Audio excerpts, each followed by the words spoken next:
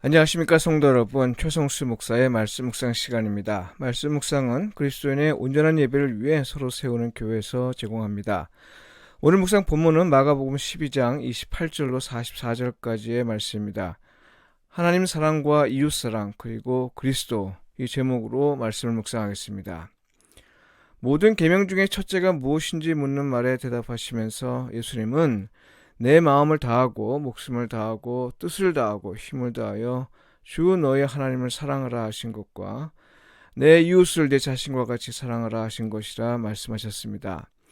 하나님 사랑과 이웃 사랑을 불가분의 관계로 보신 거죠. 이걸 다른 말로 하면 하나님과 사람에게 적합하게 반응하는 것이라 말할 수 있겠는데요. 하나님 사랑과 이웃 사랑은 온전한 예배를 표현하는 대표적인 것입니다. 이렇게 보면 계명은 우리가 하나님을 온전하게 예배하는 길을 제시해주는 안내라고 말할 수 있습니다. 서기관의 질문에 대답하시면서 예수님은 계명과 그리스도와의 관계를 언급하였습니다. 본문을 단락별로 이해하는 관습에 따르면 오늘 본문을 셋 혹은 넷으로 나누어 이해합니다. 이로써 우리가 흔히 간과하는 부분이 발생하는데요. 만일 오늘 본문을 통으로 이해하면 그동안 간과했던 점이 보입니다. 무슨 말인가 하면요. 오늘 본문의 내용은 하나님 사랑과 이웃 사랑이 계명이라고 할 때 이것이 구체적으로 특히 그리스도와 관련해서 어떻게 실천되겠는가, 이 질문에 예수님이 대답하신 것이라 볼 수 있습니다. 달리 말해서 하나님 사랑과 이웃 사랑을 실천하는 것과 그리스도를 사랑하는 것과 그리스도를 예배하는 것과는 어떤 관계에 있는가 하는 겁니다. 이 질문은 예수님의 제자들에게 특별히 의미 있는 것이죠. 35절과 37절의 말씀은 하나님을 사랑하는 것이 그리스도를 사랑하는 것과 다르지 않다는 의미입니다. 이것에 대한 증거로 예수님은 시편 110편 1절을 인용하셨습니다.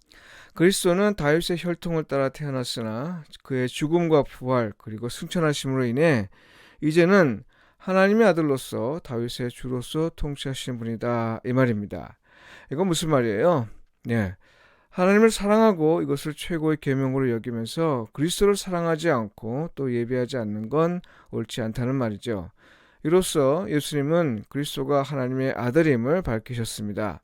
결국 하나님을 사랑함으로써 최고의 계명을 지키길 원한다면 그리스도를 사랑해야 한다는 겁니다. 달리 말하면 그리스도를 예배하는 것, 이것이 하나님 사랑의 구체적인 모습이다, 이 말이죠. 그러니 예수를 그리스도로 인정하지 않는 것도 문제이지만 예수를 배척하여 제거하려는 건 더욱 큰 문제인 거죠. 이건 유대인 공동체에서 하나님을 배척하고 제거하는 것과 다르지 않으니 스스로 자신을 저주하는 꼴입니다. 안타까움을 넘어 참으로 어리석은 일이 아닐 수 없습니다. 그리고 이어지는 글에서 예수님은 외식하는 서기관들을 경고하십니다. 그들이 겉으로는 하나님 사랑과 이웃 사랑을 강조하며 사람들에게 가르치지만 실상은 사람들에게 인정받고 대접받기를 선호하고 또 가난한 자를 돌보지 않고 오히려 그들을 착취한다고 폭로하십니다. 41절로 44절은 흔히 과부의 헌금으로 잘 알려진 본문입니다. 예수님은 라면 한 봉지 가격에 해당하는 돈을 헌금한 과부를 보고 부자들의 돈보다 더 많은 것으로 판단하셨습니다. 부자들의 헌금을 과부의 헌금과 비교하면서 더 많이 넣었다고 평가하신 말씀을 바탕으로 사람들은 흔히 과부가 드린 헌금을 예수님이 더 귀하게 보셨다는 의미로 이해합니다만 이건 본문을 해석자의 관점에서 독해한 결과이지 예수님의 의도는 아닙니다. 그러니까요, 이 본문은 과부의 헌신 혹은 가난한 자가 어떻게 하나님의 사랑을 실천하는지 이것에 관해 말하는 본문으로 잘 알려져 있습니다. 특히 제자들을 겨냥한 말씀이기에 예수님의 제자라면 물질이 아닌 하나님 말을 전적으로 의지하며 살아야 한다는 교훈으로 이해되기도 합니다. 물론 이렇게 이해한다고 해서 크게 문제되는 건 없습니다. 그런데요, 이걸 앞에 단락과 연결해서 이해하면 조금 달라집니다. 그러니까 40절에서 예수님은 과부의 가산을 삼키는 외식하는 서기관을 언급하셨는데요. 이것의 실상을 드러내기 위해 제시된 이야기라 볼 수 있습니다. 이 일이 어떻게 일어나느냐 하면요, 소위 하나님 사랑을 실천하는 일이 헌신을 통해 이루어진다고 강조하며 말하는 겁니다. 하나님을 사랑하되 목숨을 다하고 뜻을 다하고 힘을 다하여 사랑한다는 건 우리가 가진 모든 것을 바침으로써 이루어진다는 가르침이죠. 이런 가르침에 따라 하나님 사랑을 실천하는 의미에서 부자들도 헌금하고 가난한 과부도 헌금하였습니다. 그러나 정작 헌신을 강조한 본인은 어떨까요?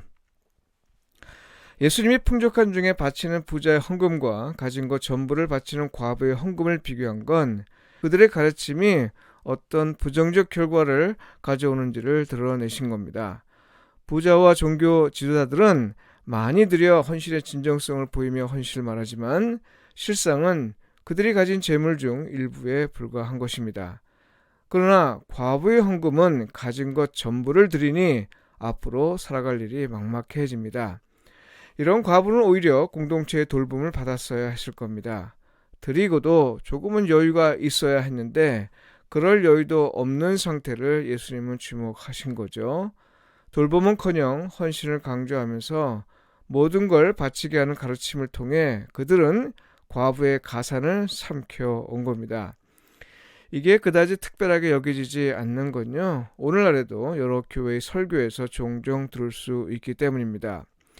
가난한 성도는 교회의 돌봄을 제대로 받지 못하면서도 헌신이라는 이름으로 또 하나님 사랑이라는 이름으로 있는 것을 모두 드려 헌금합니다. 부자들은 더 많이 헌금합니다만 부자들은 가진 것 중에 일부를 드릴 뿐입니다. 그러면서 교회에서 가장 많이 헌금한다는 이유로, 곧 헌신한다는 이유로 쉽게 교회 직분을 얻습니다. 여러분, 만일 우리가 하나님 사랑을 말한다면 우리는 동시에 가난하고 병약한 이웃을 돌봐야 합니다. 그들이 드리고 나면 남을 것이 없도록 하는 것이 아니라 교회의 돌봄을 통해서 드리고도 남은 것이 있도록 해야 합니다. 이웃사랑을 말할 때는 고휼의 의미가 아니라 오직 하나님을 예비하는 마음으로 또 하나님을 사랑하는 마음으로 해야 합니다. 그런데 예수님이 보니 과부는 자기가 가진 모든 것, 곧 삶을 위한 여분을 남기지 않고 모든 걸 하나님께 바치는 것이니 그녀의 헌금을 통해 우리는 그녀가 그동안 공동체의 돌봄을 전혀 받지 못한 상태임을 알 수 있습니다. 한 끼 식사분도 남기지 않고 모든 것을 바치는 그 과부를 예수님이 주목하신 것인데요. 잘못된 가르침에 의한 안타까운 희생을 드러낸 것이죠. 과부의 가산을 삼킨다, 이 말은 바로 종교적 열심을 부추겨 현실이 되기 위한 당시 종교 지도자들의 행태를 지적하신 것입니다. 성도 여러분, 하나님 사랑과 이웃 사랑의 참모습은 오직 예수 그리스도의 삶과 사역 그리고 십자가에서 볼 수 있습니다.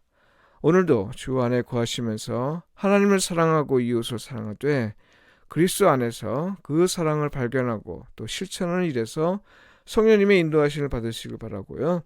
하나님과 이웃에게 복음에 합당하게 반응하며 사시길 축복하며 기도합니다. 기도드리겠습니다. 주님, 교회를 보소서. 잘못된 가르침의 희생이 얼마나 많이 그리고 자주 일어나고 있는지요. 우리를 불쌍히 여기시어 우리의 완악한 마음을 제하시고 오직 하나님의 사랑을 보이는 공동체가 되게 하소서. 가난한 자를 늘 돌아보아 하나님께 드리고도 남는 것이 있을 수 있게 하소서. 지진과 전쟁으로 고통 가운데 있는 사람들과 각종 이유로 병상에 누워있는 자들을 기억하시어 도움의 손길을 보내시고 그들이 어떤 상황에서도 절망하지 않고 하나님을 소망하며 어려움을 극복할 힘을 주소서. 유족과 가족들을 위로하시어 하나님의 선한 인도를 기대하며 살게 하소서. 예수님의 이름으로 기도드립니다. 아멘.